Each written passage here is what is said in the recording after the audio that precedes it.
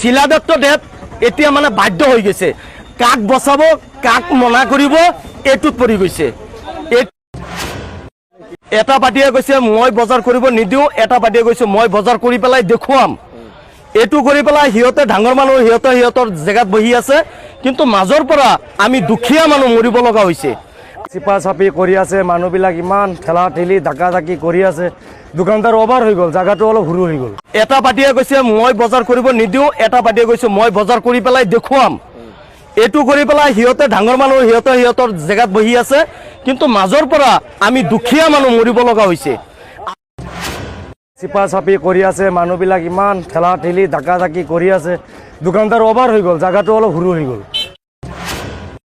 শিলাদত্ত দেৱ এতিয়া মানে বাধ্য হৈ গৈছে, কাক বচাব কাক মনা কৰিব এইটোত পৰি গৈছে। মানে ক'বলৈ লগা একো নাই, আমি কি ক'ম। মানুহে যে কয় ডাঙৰৰ সব সময় মানে জিত বেছিয়ে থাকে। এইটো বজাৰ আজি 2 সপ্তাহ হ'ল বন্ধ হোৱাৰ, কিন্তু আমি অহা শনিবাৰে বজাৰ কৰি গ'লোঁ, হঠাৎকৈ আমি এলাউন্স শুনিলোঁ গৰু বজাৰ বন্ধ বুলি। গৰু বজাৰ বন্ধ বুলি শুনিছোঁ, গোটেই অসমত গৰু লৈ পেলাই ব্যস্ততা আছে মানুহ, ধনী হওক দুখীয়া হওক জাতি হওক আন জাতি হওক, যিকোনো মানুহে যিকোনো ধৰ্মৰ মানুহে গৰু লৈ পেলাই ব্যস্ত আছে। আৰু আপোনাৰ চব্জি বজাৰ আৰু আন যিকোনো ব্যৱসায়ী আছে এইটোতো বন্ধ দিয়া নাই। এইটো মানে হৈছে কি যে পৌৰসভা যে আছে হোজাইৰ, এইটো দুটা দলে মিলি পেলাই বজাৰ কিবা এটা ডাক লৈ পেলাই কিবা এটা খণ্ড হৈছে, সিহঁতৰ কিবা দুজনৰ ভিতৰত কিবা এটা কংকাট হৈছে। কংকাট হোৱাৰ পিছত এতিয়া মানে কি হৈছে, সিহঁতে দম দেখুৱাব লাগিছে। এটা পাৰ্টিয়ে কৈছে মই বজাৰ কৰিব নিদিওঁ, এটা পাৰ্টিয়ে কৈছে মই বজাৰ কৰি পেলাই দেখুৱাম। এইটো কৰি পেলাই সিহঁতে ডাঙৰ মানুহ সিহঁতৰ জেগাত বহি আছে, কিন্তু মাজৰ পৰা আমি দুখীয়া মানুহ মৰিব লগা হৈছে। আজি আদৰ্শ বজাৰ ইমান পুৰণা বজাৰ, চুলি দাড়ি সব মানুহৰ পকি গৈছে। আজি 50 বছৰ হ'ল আদৰ্শ বজাৰখন চলি থকা, হঠাৎকৈ সিহঁতে মনোবিবাদ লাগি পেলাই বজাৰটো বন্ধ কৰিছে। আপোনালোকে চাওক, ইমান ব্যৱসায়ী মানুহ, মানে এটা বেপাৰীৰ পিছত 3টাকৈ ফেমিলি চলে। আজি চাওক, মই শুকান মাছ বিক্ৰী কৰোঁ, আমাৰ লগত ড্ৰাইভাৰ আছে, এটা কৰ্মচাৰী আছে, যিহেতু আমাৰ এটা ফেমিলি আছে। এটা দোকানদাৰৰ পিছত 3টাকৈ ফেমিলি চলে। এইটো কৰাটো মানে কি ক'ম আৰু দুখৰ বিষয়। মানে আমি ক'ত যাম, যাবলৈ জেগা নাইকিয়া হৈ গ'ল। এইখিনি মই কৈ, আৰু বেপাৰী আছে। আজি চাওক, আমি যে ইয়াত আহিছোঁ, অহাৰ পিছত জেগাৰ কোনো সুবিধা নাই, বহাৰ কোনো সুবিধা নাই, তিৰপাল লগাবৰ কোনো সুবিধা নাই, এনেকুৱা অশান্তিত আছোঁ আমি।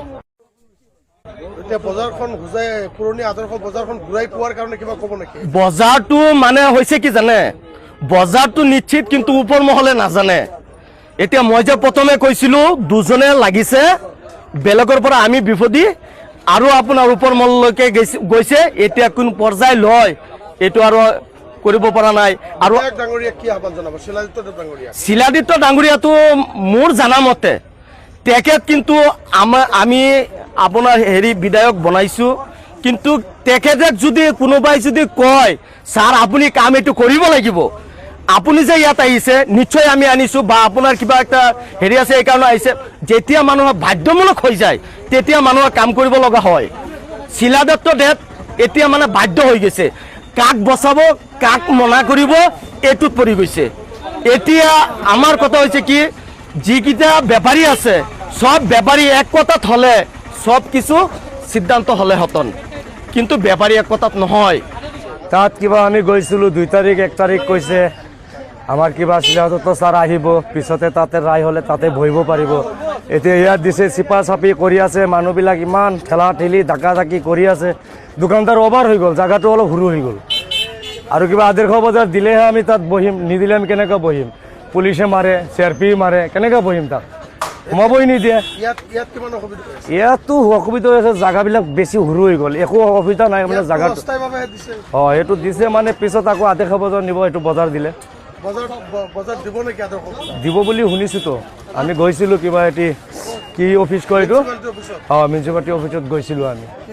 পিছতে কৈছে 2 তাৰিখ আহিব আমাৰ ছাৰ, অহাৰ পিছতে সিহঁতে মিলামিলি কৰিব, পিছতে আমাক বহিব দিয়ে কি নিদিয়ে এইটো গেৰাণ্টিও নাই।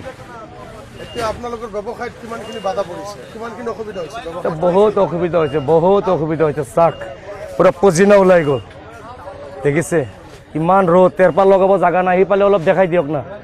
সেইফালে দোকানদাৰবিলাক দেখে একো তেৰপাল লগাব সুবিধা নাই। আৰু ভিডিঅ' লাইক শ্বেয়াৰ কৰি দিব, চব মানুহক দেখাই দিব আপোনালোকে। হৈ আছে অলপ অলপ, না হোৱা নাই। 80 নগৰ।